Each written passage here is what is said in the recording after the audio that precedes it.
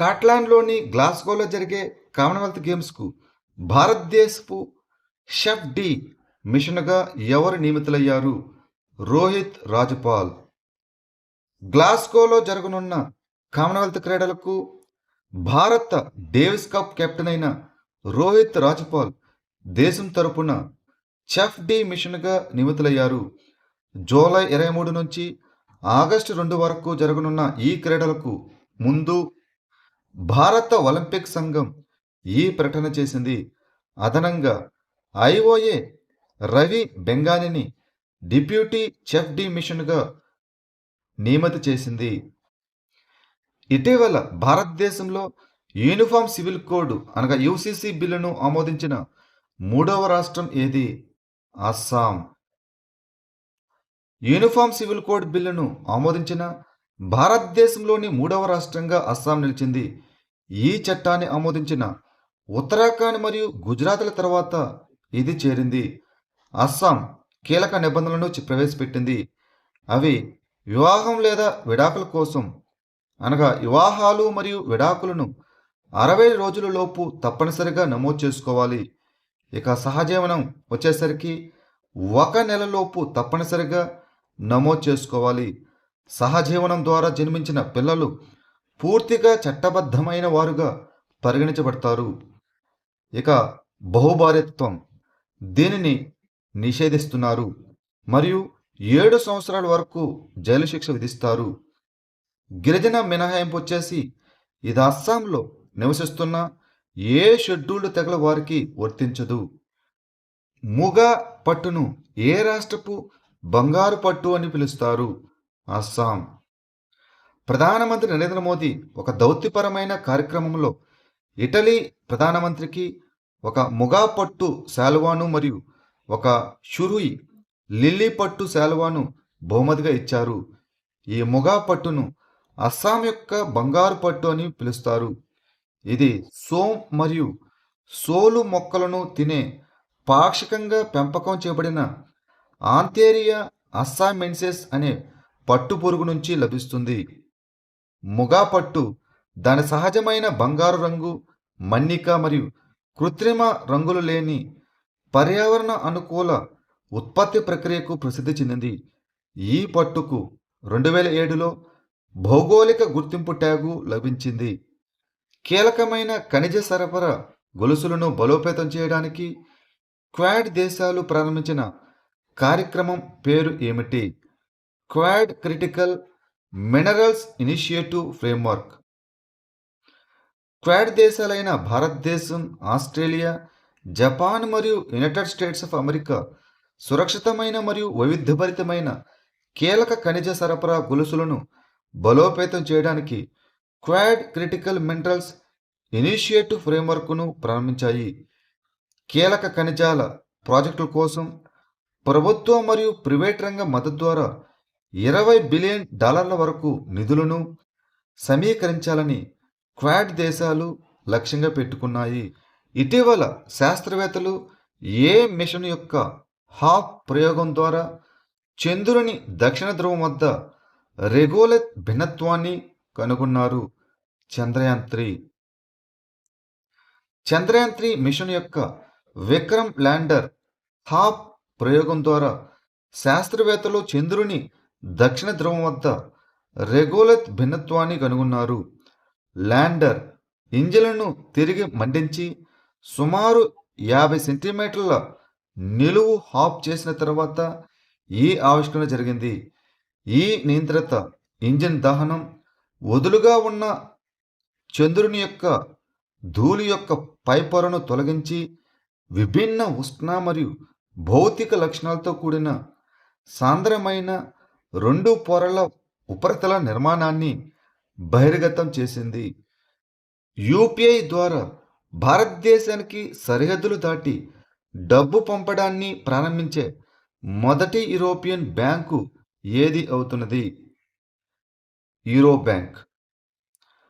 Athens ప్రధాన కార్యాలయం కలిగిన euro bank unified payments interface UPI ద్వారా భారతదేశానికి సరిహద్దులు దాటి డబ్బు పంపడాన్ని సులభతరం చేసిన యూరోప్లోని మొట్టమొదటి బ్యాంకుగా చరిత్ర సృష్టించింది.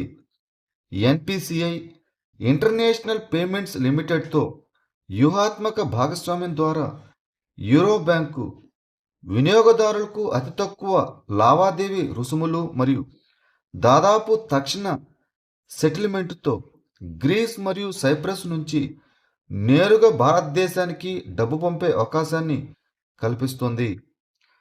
ప్రాజెక్ట్ చీతాకు ప్రధాన ప్రదేశం ఏ జాతీయ ఉద్యానవనం? Kuno national park, Madhya Pradesh.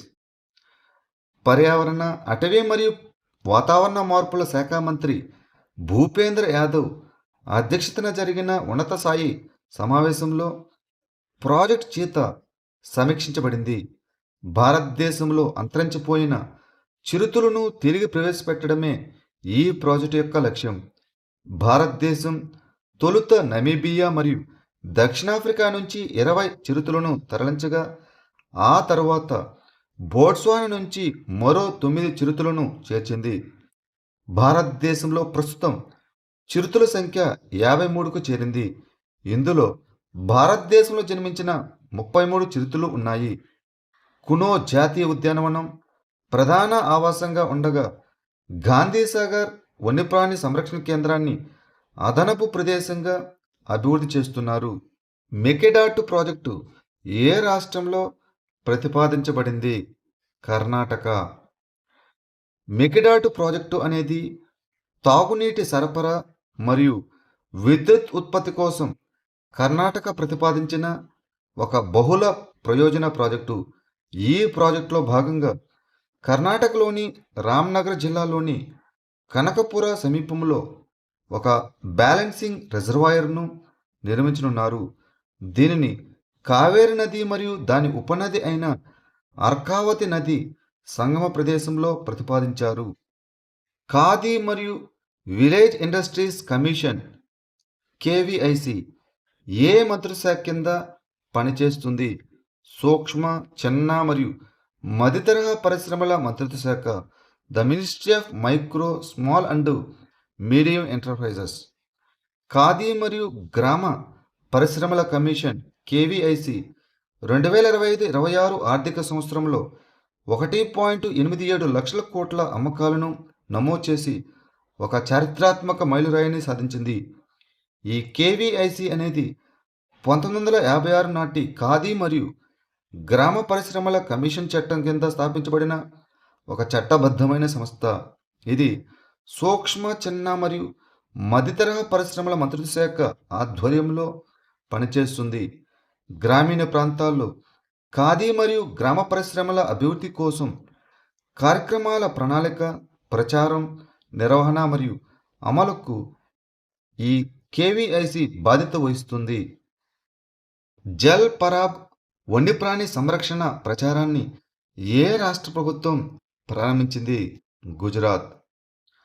తీవ్రమైన వేసవి వేడి మరియు నీటి కొరత సమయంలో వన్యప్రాణులను రక్షించడానికి గుజరాత్ ప్రభుత్వం లిటిల్ రాన్ ఆఫ్ కచ్లో జల్ పరాబ్ వన్యప్రాణి సహాయ కార్యక్రమాన్ని ముమ్మరం చేసింది.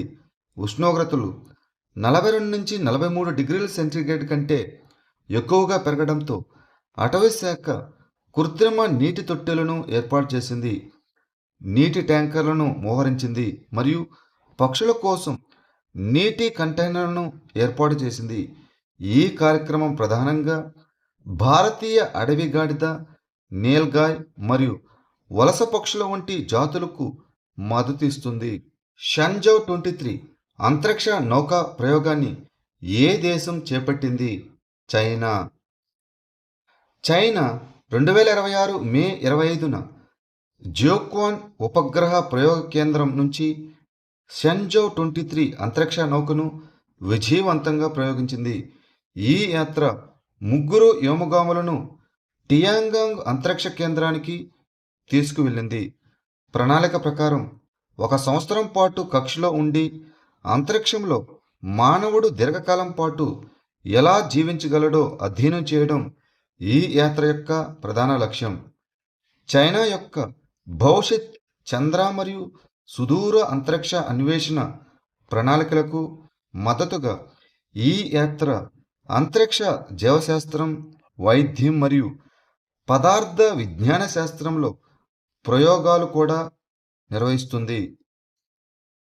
పైమానా పోర్టల్ ఏ మంత్రిత్వ శాఖచే నిర్వహించబడుతుంది?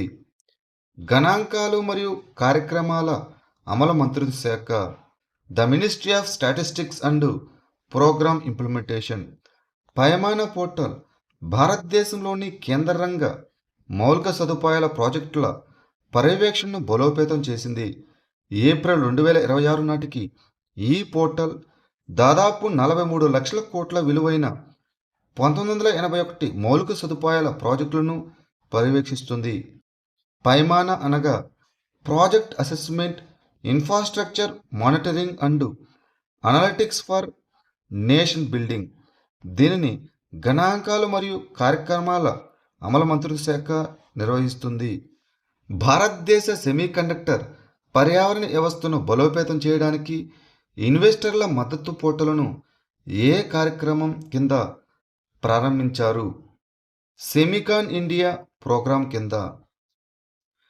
ఎలక్ట్రానిక్స్ మరియు ఇన్ఫర్మేషన్ టెక్నాలజీ మంత్రిత్వ శాఖ ఆధ్వర్యంలోని ఇండియా సెమీకండక్టర్ మిషన్ మే 26, 2026న ఇన్వెస్టర్ల మద్దతు పోర్టల్ను ప్రారంభించింది.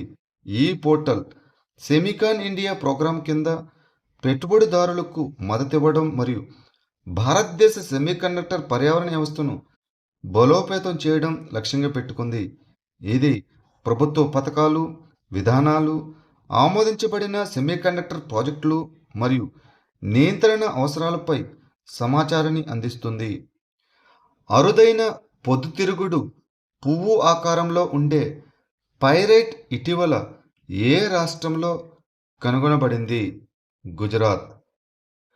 గుజరాత్లోని లిగ్నైట్ బొగ్గు నిల్వల్లో భూగర్భ శాస్త్రవేత్తలు పొద్దుతిరుగుడు పువ్వు ఆకారంలో ఉండే ఒక అరుదైన సూక్ష్మ పైరైట్ను కనుగొన్నారు.